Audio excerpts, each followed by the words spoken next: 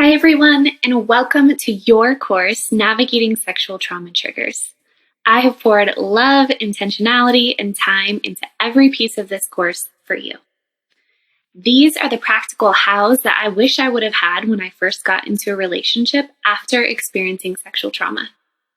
My name is Taryn, and I have been leading relationship and consent workshops for the past 5 years professionally, which is where I began to discover that my own past experiences were not as I had previously labeled them. I only uncovered the lack of consent involved when I truly understood how consent is given. And until then, I was unable to validate my own experiences as rape. So maybe you knew the reality of your experience was assault when it happens, or maybe you discovered that truth later on. But first, I want to say that as much as I'm grateful you're here with me, that also means that you experienced something you were never meant to go through. Trauma can't be compared. So if you weren't comfortable in a sexual situation or if someone made you do something, both of these things impact your perspective of sex, how you show up sexually, and your perception of intimacy. And the vision here is to see all three of these areas healed and redeemed. This course is self-paced for a reason, so there's no pressure to move quickly through things. Healing and application of the new tools is going to take time. So bounce around, re-listen to videos, take a break and a breather for a while, and revisit things when you're ready. Be gentle with yourself. I've used a trauma-informed lens as I create this content, so at no point is what I'm teaching meant to activate a trigger, but it can happen. Although I'm going to stay super practical, only focusing on skills and strategies, you just can't guess when a trigger could arise. So that's why we'll start with learning to identify your personal triggers so you can take those and transform them into your personal roadmap to healing and awareness for the rest of the course. So keep an eye out. There will also be an accompanying workbook in an upcoming module. This course is also not meant to replace therapy.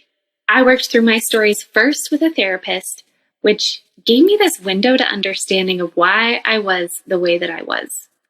And what I noticed was that I needed therapy and practical tools for how to navigate being in a new relationship after uncovering sexual trauma. Having strategies allows healing in a new way. And I really just wasn't sure how to actually communicate with my partner about my needs because I didn't know them myself. All I knew was that my sexual trauma was impacting our intimacy and my willingness to open up. So I'll talk more about that piece using my experiences, both success and plenty of failure in the upcoming modules.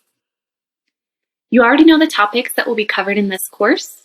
You can get a sneak peek at that by checking out the titles on the modules to your left. But here's what else you can expect in this self-paced course. You can expect activities, worksheets, and affirmations to accompany the course content. You're going to raise awareness of what your body is trying to tell you, strengthen connection to yourself and your partner if you do the work and apply what you're learning, and find a new understanding of how to invite Jesus into your pain to bring healing. This course is everything that I needed to hear and everything I wish I would have had when triggers started showing up. And my hope is that as you work through these modules, not only will you have practical tools to transform your intimacy, but that you would experience the compassion for yourself and your story as you move towards deeper healing and freedom. In order to set a strong foundation for your navigation journey, the 2 videos in Module 1 are a must. So whenever you're ready to take your first step towards boldly owning your story, play the next video. We'll go there together.